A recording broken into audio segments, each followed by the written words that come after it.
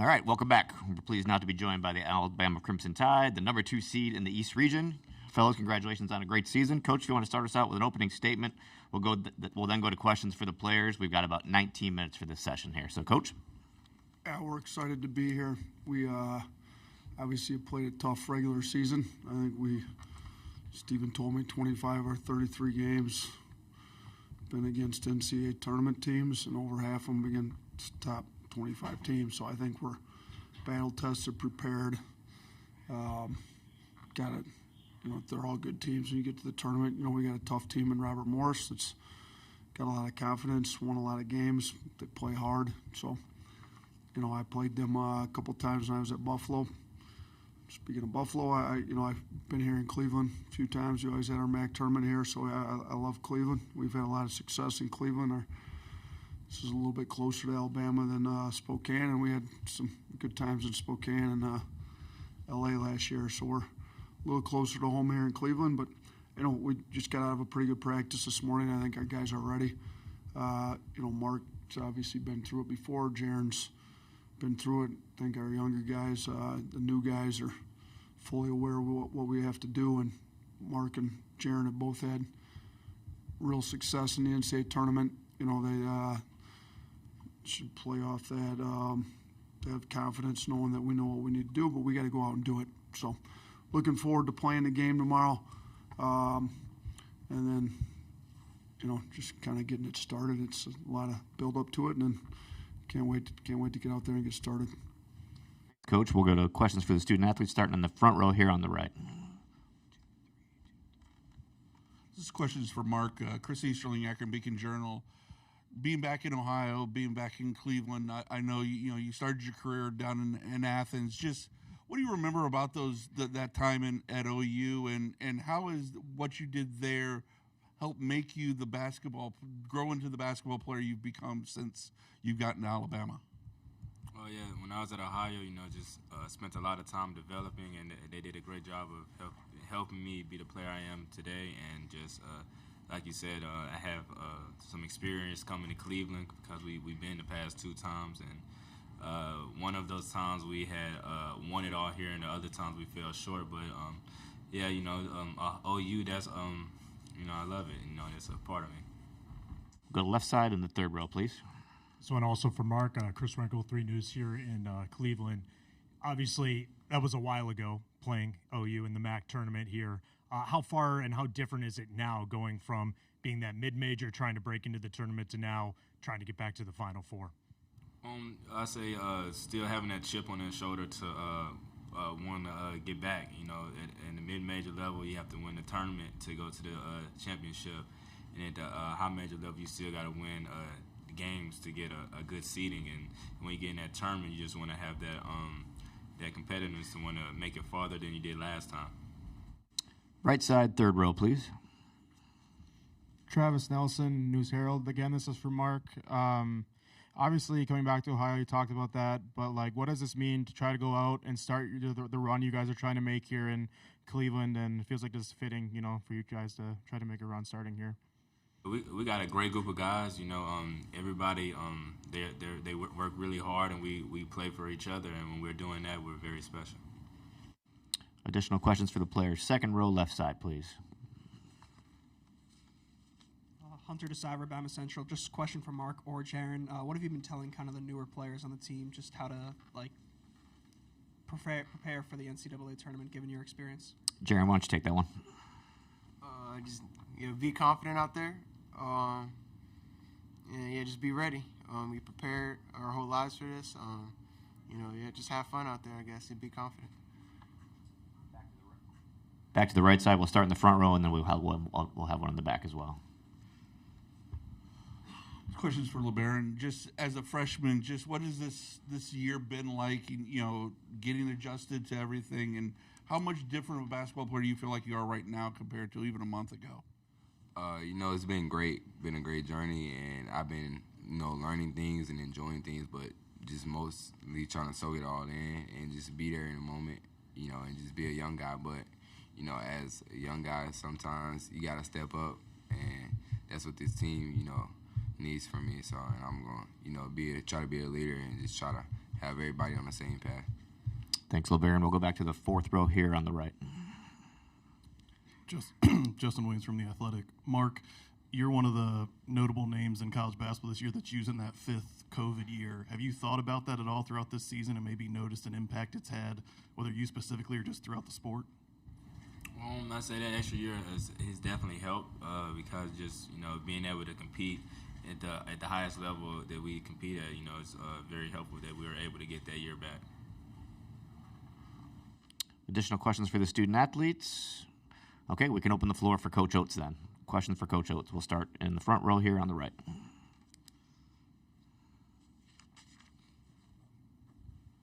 Nate, just at Chrissy's American Beacon Journal, just wanted to ask you about Mark and your own experiences in the MAC. How much did your experience as a coach in the MAC, help give you kind of a baseline to what to expect from Mark because of the competition you were watching him play against while he was at OU? Yeah, I mean, what he did at Ohio, particularly in his second year, was pretty remarkable. When I got to Alabama, we kind of had our first few practices. Me and the assistants that came from Alabama or from Buffalo with me to Alabama kind of said, man, we had quite a few kids at Buffalo that could have played here. Really helped us. You kind of look at what Mark was able to do in that league. It's a really good league still. And I looked, after you brought it up, I looked it up on my phone. Mark's 4-1 here in Cleveland. So he's got an 80% winning percentage here. It's pretty good. I thought I was good. I'm 9-1, but he's right there with me. So between the two of us, we've won a few games down here in the arena we're going to play in. So it's a good league. I knew if he did what he did there, he could perform well. Now, I don't think anybody predicted what he'd actually done here these last few years, but I knew he was going to be able to be good enough to play for us, and but even from his freshman year at Ohio to his sophomore year, he kind of came in, could score, but he wasn't known as a shooter, so he turned himself into a shooter, and now he's turned himself into a first-team All-American. So the amount of work that he puts in his game outside of practice on his own in the off-season, when he came to Alabama, he didn't even go home. He came straight from Athens right to Tuscaloosa because he wanted to get a head start. He just got himself an apartment for a month and just went to work. So it's good to see guys that work hard get rewarded for their work. And I think Mark's a prime example of it. And I think the MAC got him a great start, got him some confidence that he can play at a high level in college. And he kind of took that, ran with it, and he's done really well for his home state team in Alabama. Thanks, Coach. Back to the left side here in the back. Luke Taylor, Full Court Network. Coach, how are you and your staff kind of balancing the current season and then also obviously the transfer portal and NIL and all that stuff going on at kind of the same time? Yeah, so it's a good thing for me that I got one of the best assistants in the country in Preston Murphy. He's kind of handling all I'm currently just locked into trying to win some games. I think the best thing you can do in recruiting is currently win games and show them, you develop talent. So I don't want our current guys thinking about anything other than winning games. That's what we're locked into. Now, we obviously have to run a program and field a team that can be back here next year. And Preston's working on that, but he's in charge of personnel. He's done a good job on the scouting report. He's got these guys ready, and he's also spending some time on doing some of that stuff. It's interesting, right? The portal's not open for another week, but everybody's already in the portal. Yeah, so it's a little interesting. It works like that, but good thing for me. I got Preston on staff. Front row here on the left side. Ashley Bastock, Cleveland.com. Nate, just looking at the opponent, Dickerson, for them and the defensive job he does, how important is that to try to neutralize him and knowing the edge he plays with? I mean, they're good. We played them when I was at Buffalo. I played them twice. I split with them when I was head coach. We'd played them before when I was an assistant. I mean, Coach Toole does a great job. They play super hard. Spent a lot of time on Robert Morris's campus, actually. I worked 5-star coming up through. It was there every summer. I spent weeks and weeks there. I'm familiar with the program, and as I'm prepping for him, like you said, Dickerson, he's Defensive Player of the Year in the Horizon, which is a really good league. They've got the Player of the Year, Fulgaris, and then the Defensive Player of the Year in Dickerson, and neither of those two are their leading scorer. And then their leading scorer, Cam Woods, is from Alabama. Mark played with him, and kind of growing up in the AU and stuff. So, they're good. I mean, to have the leading scorer, the defensive player of the year in your conference, and the player of the year in your conference be three different guys, I think says a lot about the depth and the talent that they've got. And our guys need to recognize that. I think they do. But it's specifically about Dickerson. I mean, he's just a hard-playing elite athlete that goes and makes a lot of plays. I mean, he's really good on the help side, coming over, blocking shots. We've shown our guys video of it. They've got to be aware that he's there. He's blocks, steals, effort, intensity. I mean, he's good. So now we played some pretty good defensive players in the SEC as well, but he's good. Back to the right side here, near the back. Coach, any update on Grant's health, and do you expect him to play tomorrow? Yeah, I mean, our trainer's saying he's day-to-day. He just yesterday started doing basketball skill workouts. He did not go on our live play and practice today, so it'll be Grant wants to play. He's a competitor. He played great in the NCAA tournament last year.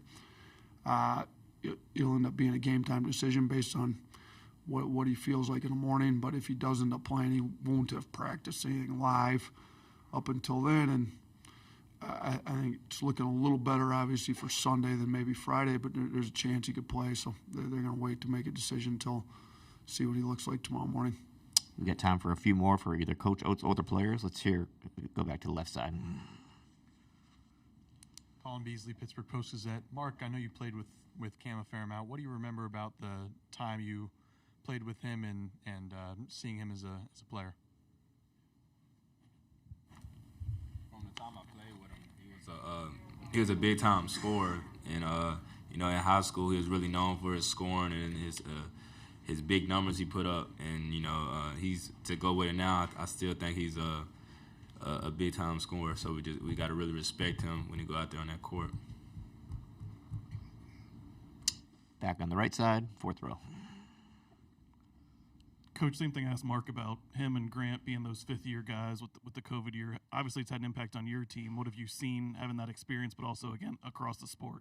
I mean, we've taken advantage of it. We've got four of them. I mean, Mark, Cliff, Grant, Chris Youngblood. So, it's given a veteran experience to the sport.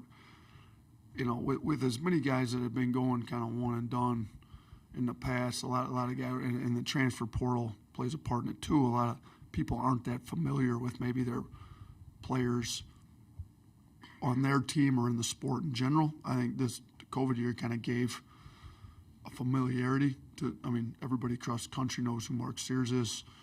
After what Grant did in the tournament last year, if he didn't have that COVID year, he'd be done. Mark would be done. But everybody knows who these guys are now. Cliff, as well as he's played through the years in the Big Ten, most of the country knows who Cliff is. Now Chris was doing it at a mid-major level up until this year, but he was Conference Player of the Year.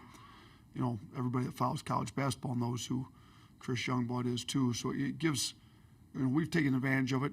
Gives us some experience. You look at some young guys. Jaron's the same age as what a freshman would be. He came a year early, but Jaron had 19 points to send us to the Final Four against Clemson in the Elite Eight. He played great. LeBaron's a freshman, so it helps the young guys that are really talented like these two to have some older guys around them that have been in a lot of games that can kind of settle things down. Assure them, give them some confidence. So we've taken advantage of it. I think it's helped the sport in general.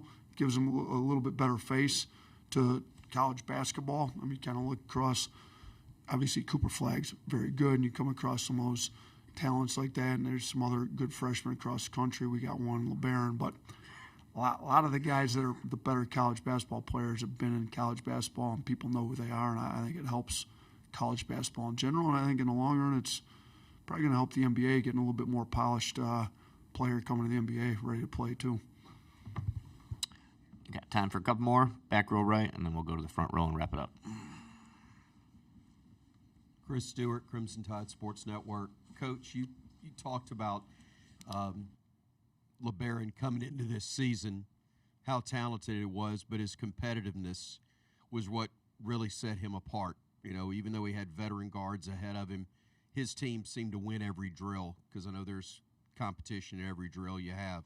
Same thing with Jaron. Is it their competitive nature as much as or more so than their talent that allowed them both to get on the floor at the level they have at such a young age? Yeah, I mean, they're both super talented, obviously, and you can see it as you watch them. But, yeah, I think LeBaron just walked in with the right mindset when he got to campus this year, kind of walked in like he's got a chip on his shoulder with a lot to prove, and he did have a lot to prove. I mean, he hadn't done anything in college yet. He's a lot of question marks around him, and I think the best way you remove doubt and kind of play with that chip on your shoulder is just compete, try to out-compete, and I think, he's got one of the best guards. I mean, Mark's first-team All-American. He's got arguably the best guard in the country to go against every day in practice, and he took advantage of it. I mean, he got better by going against Mark. I mean, there's a lot of days his team beat Mark's, and I think it made Mark better having a guy like LeBaron in there to make him better. Every day in the summer, he couldn't take days off or he's going to lose. So, LeBaron competed a lot harder than what a lot of people thought. I think that's what's got him to the point he's got. I think it's made him, Mark, better. And, when Jaren came a year early, I think he made a big jump. He kind of came back driving the ball with a lot more physicality. I think he's got some confidence knowing he's done it at this level already. And shoot, he went 5 of 8 from 3 at 19 points in an Elite Eight game to send his team to the Final Four when he should have been a senior in high school, which is pretty impressive. So to have the competitiveness that these two young guys have, and then to kind of pair it with all the experience we have, is I've had a luxury in coaching this team this year, and hopefully that bodes well for us here in this tournament. Last question, right side, front row. They've talked about the physicality in the SEC this year and how physical it's been, and how much of an adjustment coming into the NCAA tournament are you guys going to have to do dealing with the whistle and the varying whistles you might get here compared to in conference, as well as how much does that physicality you went through in the SEC prepare you for whatever you might see this over this run? I would say it's all about, just finishing your defense, being able to go out and get a stop and just come down with the rebound. And that's, something that we try to do every time. But, it can be really hard if you're playing against real physical teams. So you just got to max their physicality and just try to do more than them. Jaren's been one of the most physical players we've had. Mark draws more fouls than about anybody in the country. So, I'll say this. I think it's a great question. I actually addressed it with our team today as LeBaron fouled somebody in practice today on a blatant, obvious one that it seemed to me blatant, obvious that should get called 100% of the time everywhere across the globe in basketball, but it didn't always get called in our league. So I just said, look, some of the physicality that some of our opponents have been able to get away with in our league, it's not going to go in this tournament. And I'll say this for the SEC. We've got great leadership, starting at the top with Greg Sankey, but Garth Glissman came in from the NBA. He's given the coaches a lot of data. The fouling needed to decrease in the SEC. The officials were instructed to call more fouls. Obviously right away out of the gate, our first exhibition game against Memphis, there was 1 million fouls called, and I think they tried to. I'll say this. I expect it to be a much tighter whistle in the NCAA tournament.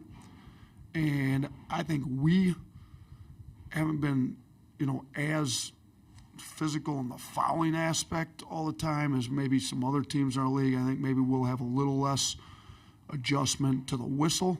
But, if a team tries to get physical with us in the tournament, we're used to physicality. I mean, everybody tries to get physical with us, stop our offense. We're the number 1 scoring offense in the country, and grabbing, holding, not letting us cut. It's been an effective strategy if it doesn't get called.